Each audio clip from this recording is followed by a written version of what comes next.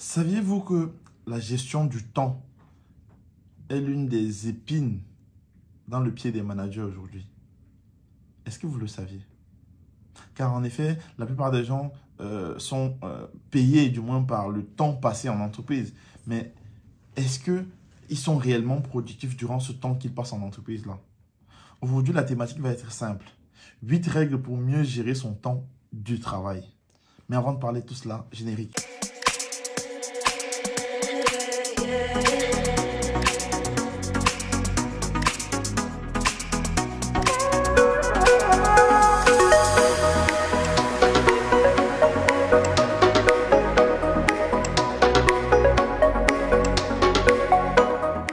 Bonjour les amis, j'espère que vous allez bien. Bienvenue sur Un Joint Métier. Je suis Herman Kuaté. Ici, on parle d'orientation, de reconversion, de digital.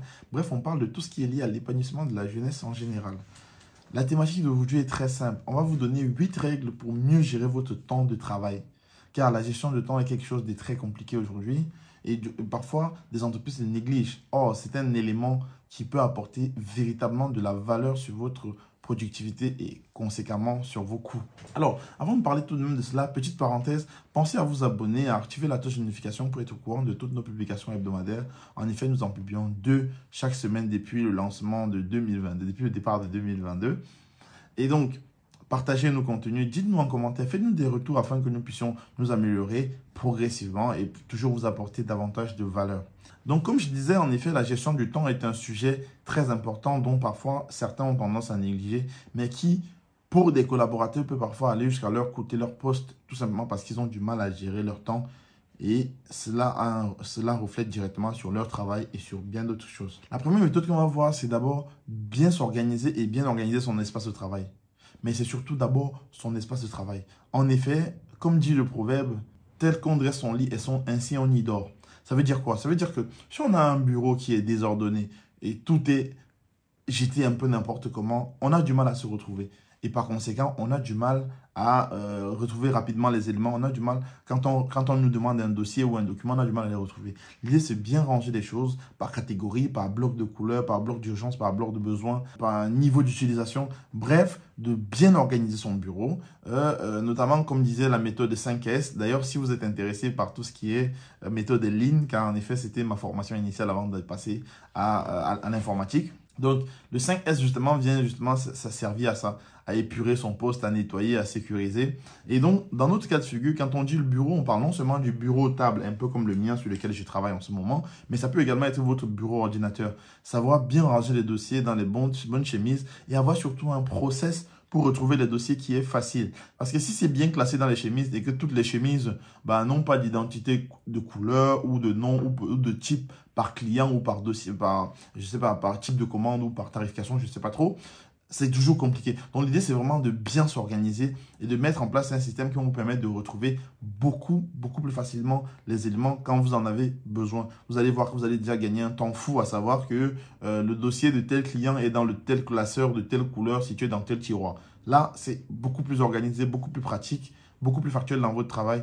Donc déjà, l'organisation, c'est vraiment la première des choses, que ce soit dans votre travail. Et ensuite, quand un bureau est épuré, quand il est bien organisé, c'est beaucoup plus facile. On a envie d'y travailler. On est content d'y être. Pas quand c'est désordonné et n'importe comment. Conséquemment, la productivité prend un coup. Deuxième technique, faire des rétro-planning.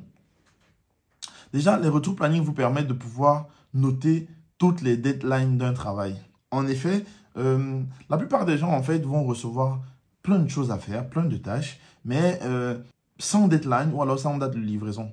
Donc, comme on le voyait déjà dans une vidéo précédente où je disais justement qu'il y avait 2 types de tâches. Il y avait des tâches liées à votre fiche métier directement et des tâches adjacentes en fait. Alors, généralement, les tâches métiers ont une deadline. Généralement, ils ont une deadline, c'est connu. Il y a tel projet qui doit partir à tel moment, ça doit durer tel nombre de temps chez tel X ou tel Y. Mais il y a également des tâches adjacentes qui prennent du temps, mais qui parfois n'ont pas de deadline. Alors, dans ces cas de figure, c'est à vous de fixer une deadline. C'est à vous de mettre en place vos propres deadlines à vous, afin de vous mettre un peu de pression, si je peux dire comme ça, et être beaucoup plus efficace et produire de la valeur sans pour autant mettre beaucoup plus de temps qu'il en faut dessus. Donc, planifiez votre travail.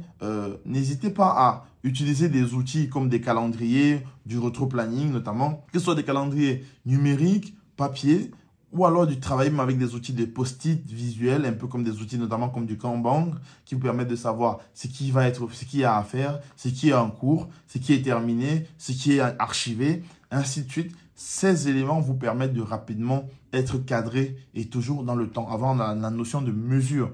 Ça vous permet d'être beaucoup plus efficace car vous avez en un coup d'œil savoir ce qu'il y a à faire, ce qui reste à faire, ce qui doit être fait dans tel délai. Et vous allez rapidement constater à quel point cela est efficace dans votre travail. Troisième technique, définir les priorités de la journée.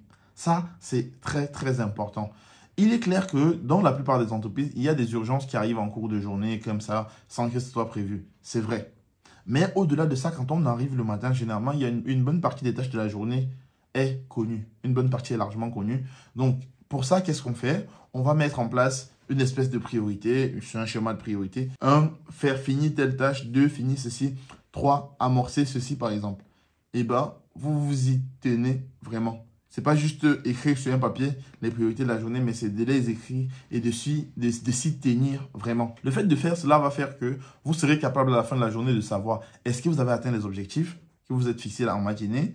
Est-ce que le temps que vous avez fixé par rapport à ces objectifs était juste, ou alors il était trop court, ou alors il était trop long? Si vous n'avez pas pu faire tout ce que vous avez prévu, quelles ont été les raisons? Qu'est-ce qui vous a empêché d'atteindre vos objectifs?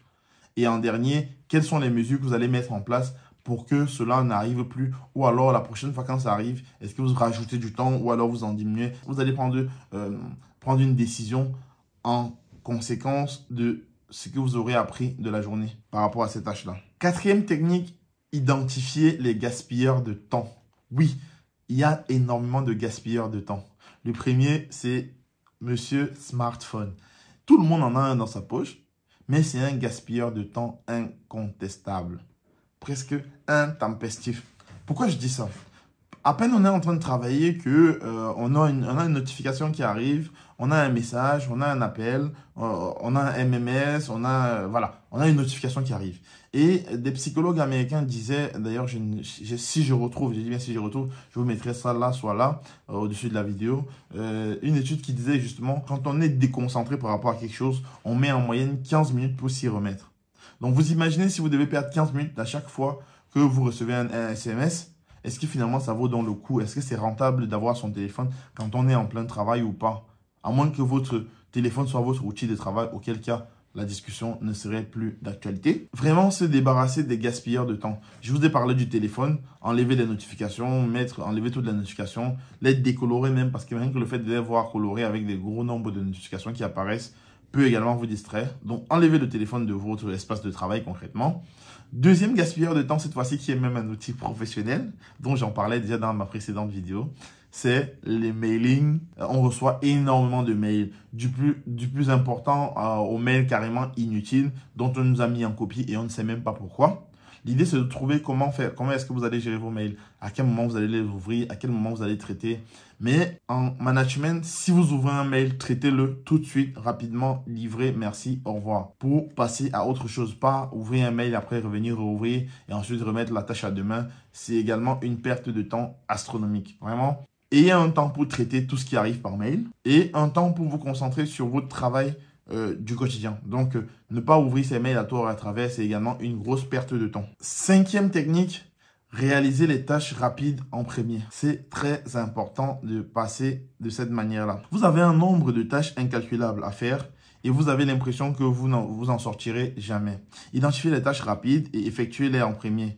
Nombreuses d'entre elles sont essentielles mais peuvent être faites en 2 minutes. En agissant ainsi, votre liste va rapidement se réduire et vous aurez l'impression de respirer à nouveau. C'est très important car, en effet, comme je disais, parfois on a énormément de choses à faire, mais certaines de ces tâches vont prendre 2-3 minutes. L'idée, c'est vraiment de les passer rapidement en premier. Et les grosses tâches, il en restera 2-3 pour la journée ou pour la semaine. Vous prendrez le temps nécessaire car vous saurez qu'il ne reste plus que ça à faire de toute façon et ce sera beaucoup plus facile, même psychologiquement, à aborder. Sixième technique, apprenez à déléguer. En effet, la plupart des gens, surtout plus on va dans des postes de haute précision, dans des postes à sollicitation de compétences beaucoup plus importantes, les gens ont du mal à déléguer parce qu'ils ont l'impression qu'il n'y a que eux sur Terre pour faire leur travail concrètement. Ils sont persuadés que s'ils délèguent leur travail, ce sera mal fait ou la personne ne va pas prendre leur travail à cœur comme eux.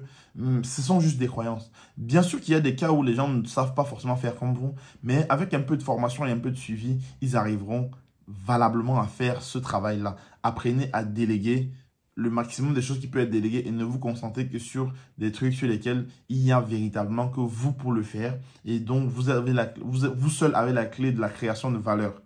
Donc, apprenez véritablement à déléguer et apprendre à déléguer, c'est aussi apprendre à faire confiance aux autres. Apprendre à faire confiance à la compétence des autres. Apprendre à faire confiance à l'intelligence des autres. Et leur expliquer les choses comme il se doit. Et vous verrez que vous allez vous désengorger des tâches qui vous prennent du temps et pas forcément à haute valeur ajoutée. Donc, pensez à cela, déléguer, ça va vous libérer du temps pour vous occuper des choses beaucoup plus intéressantes, du moins beaucoup plus importantes. Septième technique, trouvez votre rythme de travail. Trouvez votre rythme d'efficacité.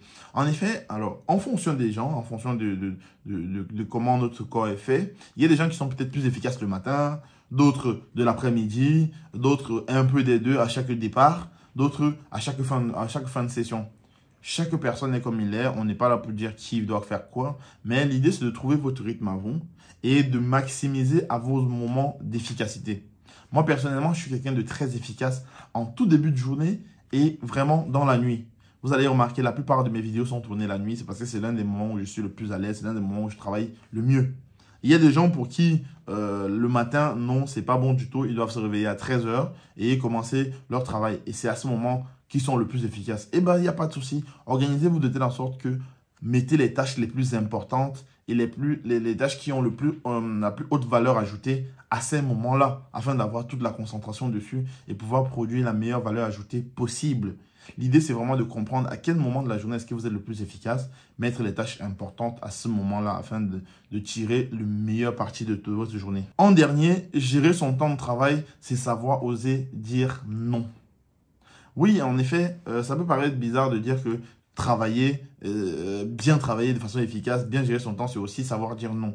Oui, parce que parfois, les gens vont vous demander des services rien à voir, des services inutiles, des services qui vont juste vous faire perdre du temps pour rien, alors qu'ils sont capables de le faire d'eux-mêmes. Ou alors même que vous n'êtes pas la personne appropriée, mais juste parce que vous êtes l'interlocuteur le plus proche, ils vont vous le demander. L'idée derrière, c'est de savoir dire non tout simplement. Non pas un non pour offenser les gens, mais un non pour leur faire comprendre clairement que vous êtes occupé pour faire des tâches qui vous sont dédiées, pour faire des tâches qui vous ont été confiées et qui doivent s'occuper, entre guillemets, de cela ou alors confier à d'autres personnes parce que vous êtes indisponible. C'est très important de savoir dire non, car cela va vous permettre d'être plus efficace sur les tâches qui vous ont été confiées. Parce que dire oui partout, c'est également de bâcler le travail et forcément les gens qui vous attendaient, entre guillemets, vos clients internes ou externes seront déçus de votre travail. C'est votre crédibilité qui en prendra le coup. Donc, dire non quand la tâche demandée n'est pas appropriée, quand la tâche demandée n'est pas la vôtre. Savoir tout simplement dire non, refuser. Il n'y a pas mort d'homme à refuser une tâche. Pensez à le faire, mais attention, pas avec l'intention de nuire les gens, pas avec l'intention d'offenser, mais uniquement gardez le professionnalisme. J'espère que vous êtes restés jusqu'ici, que vous avez appris des choses. Dites-le moi en commentaire si vous avez aimé le type de contenu. Dites-moi ce que vous en pensez. Merci à vous d'avoir été jusqu'ici. C'était Herman QAT et à bientôt sur Un Joint Métier. Ciao.